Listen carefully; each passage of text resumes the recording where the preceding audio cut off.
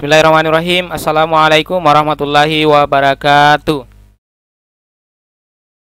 Ya, anak-anakku sekalian, Bapak Guru awali pembicaraan hari ini atau pembelajaran kita hari ini dengan memohon maaf karena biasanya kita hanya satu pembelajaran dan sekarang Bapak Guru harus menyampaikan dua pembelajaran. Karena ternyata seharusnya besok ini pembelajaran 6. Tapi ternyata Bapak Guru baru lihat bahwa ternyata besok itu ada tanggal merah ya. Ya, jadi karena besok tanggal merah, jadi Bapak Guru harus ajarkan hari ini. Karena sesuai dengan kalender pendidikan kita, minggu depan itu kita sudah masuk di subtema 4. Jadi minggu ini harus kita tuntaskan subtema 3 ini ya. Oke, Bapak Guru berharap anak-anakku tetap semangat ya. Pelajari karena tidak lama lagi kita akan naik ke kelas 3. Jadi harus tetap belajar, semangat belajarnya ya. Oke, baik anak-anakku sekalian, mari kita manjatkan puji syukur kehadirat Allah Subhanahu wa taala atas limpahan rahmatnya untuk kita semua sehingga kita selalu terpenuhi apa yang menjadi kebutuhan-kebutuhan kita. Allah yang Maha mengetahui apa yang hambanya butuhkan dan itu selalu disediakan buat kita semua. Kita diberikan kesehatan ya, kekuatan dan semangat untuk belajar hari. Kemudian selawat dan salam kita kirimkan atas junjungan Nabiullah Muhammad SAW, Nabi yang telah membawa kita semua dari zaman kejahiliaan menuju seperti saat sekarang ini ya. Anak-anakku sekalian, langsung saja karena ini adalah pembelajaran kedua, pembelajaran ke-6, kita lihat dulu materi kita pada hari ini. Yang pertama di pembelajaran 6 itu kita akan belajar menuliskan informasi dari paragraf dalam teks tentang teknologi komunikasi. Jadi ini mirip-mirip yang tadi pagi Bapak Guru jelaskan di pembelajaran 5 ya. Ada teks kemudian nanti anak-anakku akan menuliskan informasi dari paragraf yang ada di tes tersebut. Kemudian yang kedua kita akan menghitung keliling bangun datar dengan kotak satuan. Ya, kalau tadi pagi juga ini muncul ya. Nah, cuma bedanya tadi pagi kita belum mengenal satuannya, hanya satuan kotak saja ya. Tapi sekarang kotak-kotaknya itu sudah ada ukurannya, sudah ada satuannya sentimeter. Nanti kotak-kotaknya sudah ada satuan di situ ya. Nah, kemudian yang ketiga kita akan menjelaskan cara menghargai adanya keragaman pendapat terhadap perkembangan teknologi komunikasi. Ini mirip-mirip ya pembelajaran kita yang tadi pagi. Nah, langsung saja kita lihat materinya anak-anakku sekalian. Ya, tetap semangat ya. Ikuti Bapak Guru akan bacakan. Ayo mengamati, amatilah gambar di samping. Benda manakah yang merupakan alat komunikasi modern? Carilah informasi tentang perkembangan benda-benda tersebut. Carilah informasi yang kamu peroleh. Ceritakanlah informasi yang kamu peroleh. Nah, anak-anakku sekalian, apa yang anak-anakku lihat di gambar ini adalah merupakan alat komunikasi modern ya. Telepon ya, kemudian laptop yang dilengkapi dengan internet, semuanya adalah alat komunikasi yang sangat ya. Nah, ayo membaca. Paman Nina tinggal di luar negeri. Selain berkomunikasi menggunakan surel, Nina dapat mengetahui kabar paman dengan melihat media sosial paman. Apa yang dimaksud dengan media sosial? Bacalah teks di bawah ini untuk memperoleh info. Ya, jadi anakku sekalian, untuk hari ini kita akan belajar media sosial ya pada teks di sini yang ada di bukunya di halaman 86. Jadi anakku sekalian, kalau layarnya Bapak Guru jelas, boleh dilihat langsung di layar. Kalau anakku lebih jelas di bukunya, silahkan dibuka bukunya di halaman 86 ya. Kita baca tentang media sosial. Nanti setelah membaca ini anak-anakku akan paham apa itu media sosial dan apa saja yang termasuk media sosial. Nah, apa fungsinya, apa kegunaannya dan apa manfaatnya ya. Oke, diperhatikan baik-baik. Media sosial. Saat ini teknologi berkembang dengan cepat. Salah satunya adalah perkembangan teknologi komunikasi. Alat komunikasi diperlukan untuk menyampaikan maksud dan pemikiran kita. Salah satu cara untuk berkomunikasi adalah menggunakan media sosial. Media sosial merupakan suatu wadah atau tempat untuk saling berkomunikasi dan saling bertukar pikiran. Ini media sosial ya. Tempat untuk bertukar pikiran ya, untuk berkomunikasi. Melalui media sosial, kita dapat menyampaikan pikiran, berbagai pengalaman, mengirimkan pesan, foto, dan video kepada teman ataupun keluarga. Nah, kalau saya sudah baca sampai di sini, atau anak-anakku sudah baca sampai di sini, berarti sudah ada gambaran. Oh, ini yang dimaksud media sosial, apakah WA? Ya, nanti anak-anakku akan paham ya, setelah kita selesai membaca. Ada banyak jenis media sosial. Setiap jenis media sosial memiliki ciri masing-masing. Contoh media sosial yang pertama adalah blog pribadi. Nah, kalau membaca ini blog pribadi, Bapak Guru ingat, Bapak Guru dulu masih kuliah, Bapak Guru pernah memiliki blog pribadi. Jadi blog pribadi itu seperti buku harian ya. Kalau mungkin kakaknya di rumah, anak-anakku sekalian, atau mamanya, ayahnya di rumah, biasanya ibu-ibu ya, biasanya perempuan yang memiliki yang akrab dengan yang namanya buku harian. Nah, buku harian itu sama seperti dengan blog pribadi. Jadi catatan-catatan tentang kegiatan-kegiatan kita itu dicatat di blog pribadi. Sekarang kita lanjutkan ya. Nah, pemilik blog dapat menuliskan hal tentang apapun. Pembaca dapat meninggalkan komentar pada tulisan yang dibuat.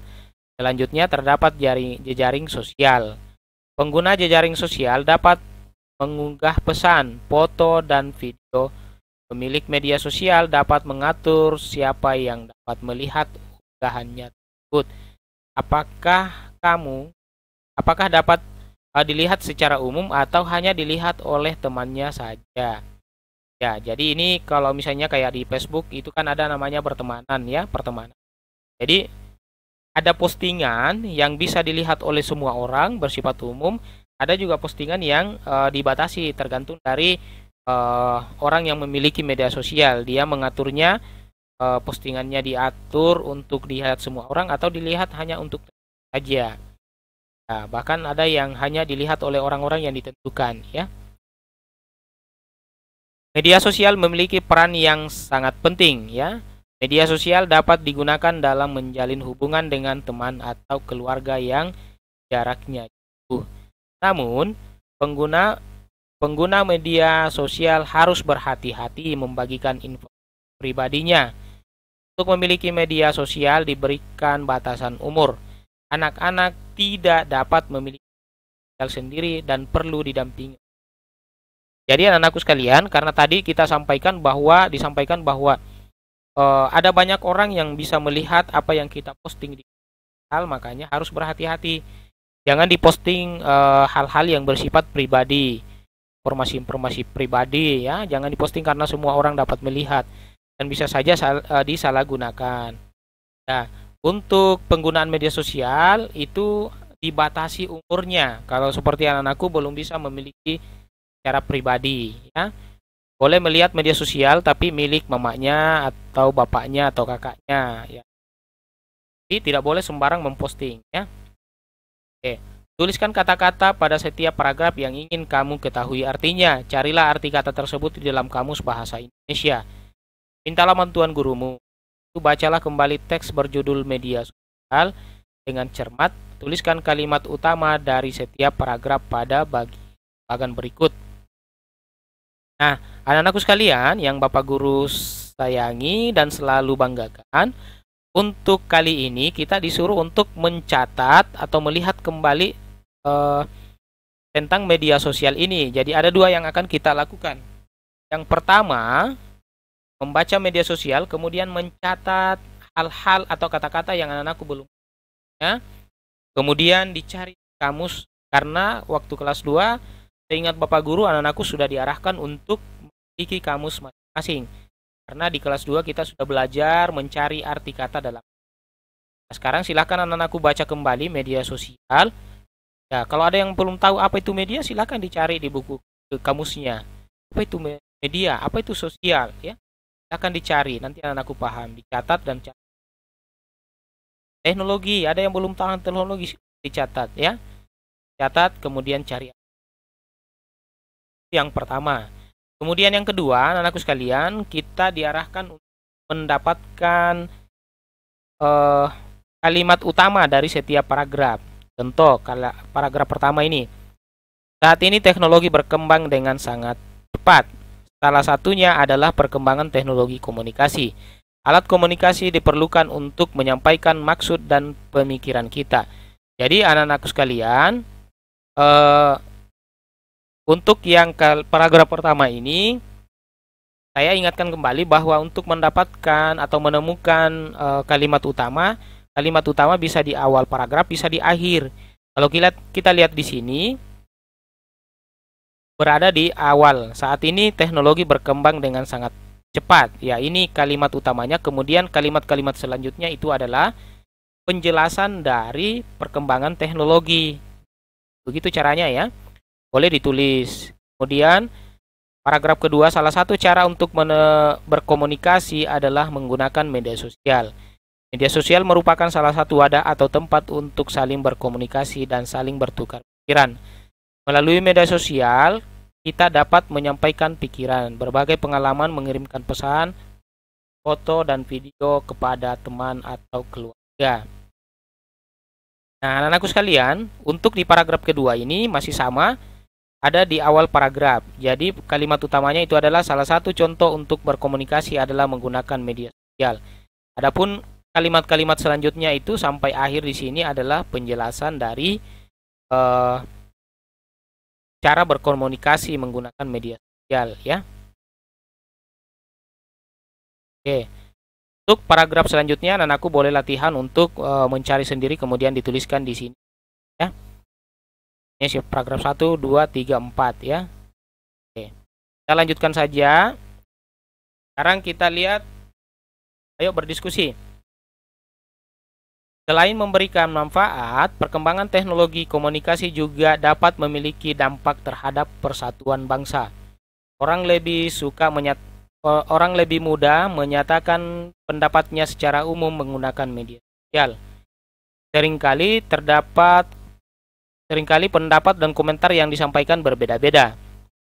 Ketika menggunakan media sosial, kita hendaknya menuliskan pendapat dengan santun. Jika terdapat perbedaan, kita harus terima dengan baik agar terhindar dari perselisihan. Jika media sosial tidak digunakan secara bijak, dapat mengganggu kerukunan dan menimbulkan perpecahan. Perkembangan teknologi komunikasi harus disikapi dengan baik. Apakah kamu pernah mengalami perbedaan pendapat dengan temanmu? Bagaimana caramu menghadapi perbedaan pendapat itu? Atau perbedaan yang ada, diskusikan dengan temanmu lalu tuliskan hasil diskusimu. Jadi anak-anakku sekalian, untuk menggunakan media sosial, berikan komentar dan berpendapat, kita itu harus santun ya, karena kalau tidak santun bisa saja menimbulkan perselisihan atau perpecahan sehingga tidak sesuai lagi dengan sila ketiga Pancasila, yaitu persatuan Indonesia. Nah, bisa membuat anak-anakku menjadi menimbulkan pertengkaran di antara anakku. Satunya memiliki sosial, yang lain berkomentar tetapi komentarnya tidak santun. Nah, bisa menimbulkan perselisihan. Jadi, anakku sekalian, untuk menggunakan media sosial itu kita harus bijak. Ya, ini anakku tidak apa-apa ketahui walaupun sebenarnya anakku belum bisa memiliki secara pribadi. Tapi siapa tahu nanti ada yang menggunakan media sosial kakaknya, kemudian di komen yang tidak santun, tidak sopan, berarti itu bisa menimbulkan. Nah, kemudian untuk materi selanjutnya, ayo kita berhitung. Ibu mengajak Nina membuka laman media sosial milik paman. Nina tidak apa-apa membuka media sosial pamannya ya, karena didampingi. Di sana Nina dapat melihat foto berbagai aktivitas yang dilakukan paman. Nina dan ibu membuka laman ibu menggunakan tablet. Perhatikan ukuran tablet tersebut. Dapatkah kamu menghitung kelilingnya? Kamu sudah mempelajari cara menentukan keliling bangun datar. Keliling bangun datar dapat ditentukan dengan menjumlahkan panjang semua sisinya. Jadi sisinya ini diukur, kemudian diturun, dijumlahkan lagi, tambahkan lagi dengan ini dan naik sampai sini. Inilah keliling. Ya. Coba kita lihat dulu. Perhatikan contoh berikut. Nah, coba ini sebelum saya bacakan ya. Ini satu kotak Ya, satu kotak ini, sisi kotak ini panjangnya 1 cm. Di sini juga 1 cm. Jadi ini persegi 1 cm ya. Nah, tapi yang mau dihitung itu adalah yang diwarnai. Diwarnai ini ya. Yang di luar ini hanya kotak-kotak bantuan, tetapi yang mau dihitung ini adalah yang diwarnai. Setiap persegi berukuran 1 cm dikali 1 cm. Bangun datar di samping berukuran panjang 6 persegi satuan dan lebar 4 persegi satuan. Jadi panjangnya 1, 2, 3, 4, 5, 6. Lebarnya adalah 1, 2, 3, 4. Jadi untuk kelilingnya 6 tambah 4 tambah 6 tambah 4. Itulah kelilingnya. Nah, untuk contoh yang lain, coba tentukan keliling bangun berikut. Kalau yang A, kelilingnya berapa? Ya, tentu saja anakku sudah bisa ya. Dari sini mungkin 1, 2, 3. Kemudian 1, 2, 3. Berarti 6. 1, 2, 3. Sudah 9. 1, 2, 3. Jadi, kelilingnya adalah 10. Ya. Kemudian berikutnya lagi. Nah, untuk berikutnya silakan anakku hitung sendiri. Ya. Hitung 1, 2, 3, 4, 5. 1, 2, 3, 4, 5. Wah, 5, 5, 5, 5. Itu berapa? Itu ya, sama. Pun bentuknya berbeda, tetapi ukurannya kelilingnya. Untuk yang ini dan yang ini silakan dihitung. Aku sudah pasti bisa dan tuliskan di sini ya. Sebagai latihan. Nah, sekarang sudah selesai karena kita sudah ada di halaman berlatih. Nah, tapi anak-anakku sekalian, ini mungkin Bapak Guru tidak akan tugaskan lagi ya, karena tadi sudah ada. Ya, nanti anak-anakku terlalu berat bebannya kalau dikasih lagi tugas ya. Jadi cukup satu saja yang tadi. Walaupun misalnya ada yang mau mengerjakan ini, silahkan dikerjakan sebagai latihan, tetapi tidak usah dikirim. Ya, kenapa harus dikerjakan? Jangan sampai nanti muncul di ulangan hariannya atau di ulangan pasnya. Ya, karena tidak lama lagi kita pas. Jadi yang sudah kerjakan di sini tentu saja nanti kalau muncul soalnya sudah bisa diselesaikan, dijawab. Tetapi yang malas, tidak diperiksa ji deh. Periksa ji Pak Tasmin, tidak dipotokan ji. Jangan dikerjakan. Nah, jadi kalau ada yang bilang seperti itu, karena ini tidak pernah didapatkan, begitu nanti muncul di ujiannya tidak bisa dijawab. Jadi anak-anakku sekalian, walaupun tidak dipoto dan dikirimkan ke Pak Tasmin, tidak diperiksa, tetap dikerjakan sebagai latihan ya. Ini gampang kok ya. Nomor 1, tuliskan keliling setiap bangun di bawah ini. Kelilingnya berarti mulai dari sini. Atau bisa mulai dari sini, dari mana saja. Misalnya kita mulai dari sini ya, karena ini ada tulisan 1, 2, 3, 4, 5, 6, 7, 8, 9, 10. Berarti kelilingnya ada 10. Nah, kalau di sini 1, 2, 3, 4. Mulai dari sini ya, saya ulang. 1, 2, 3, 4, 5, 6, 7, 8, 9, 10, 11, 12. Oke, silakan dihitung sendiri C dengan D. Kemudian tuliskan 3 contoh menghargai perbedaan pendapat dalam menyikapi perkembangan teknik. 3 contoh cara menghargai pendapat ya. Mana caranya menghargai pendapatnya orang lain. 3 caranya, silakan dituliskan. Kemudian Dita adalah teman Nina di kelas. Ia senang berfoto. Dita melanggar nasihat ibu. Ia memiliki laman media sosial sendiri. Dia juga mengunggah foto pribadinya. Nah, ini bagaimana? Apakah melanggar? Bagaimana sebaiknya sikap Nina? Tadi sudah dijelaskan di depan bahwa anak-anak tidak boleh menggunakan atau memiliki media sosial sendiri. Nah, kemudian tidak boleh juga mengirimkan informasi yang bersifat pribadi. Ya, kemudian harus didampingi ya. Dan aku boleh tuliskanlah apa sarannya terhadap ya. Oke, tapi sekali lagi saya ulangi bahwa ini hanya sebagai latihan, tidak dipoto dan tidak hanya sebagai latihannya untuk anakku sekalian. Karena di pembelajaran 5 tadi pagi sudah Bapak Guru berikan tugas dan ini tidak ada lagi tugasnya. Tapi jangan kecewa ya, tetap dikerjakan. Kalau nanti ketika keluar di soal pasnya sudah bisa dikerjakan baik. Baik, anak-anakku sekalian, Saya ulangi lagi, jika ada pertanyaan silahkan dikirimkan lewat WA atau di komentar di video ini. Billahi taufiq wal hidayah. Wassalamualaikum warahmatullahi wabarakatuh. Tetap semangat dan lupa dikerjakan.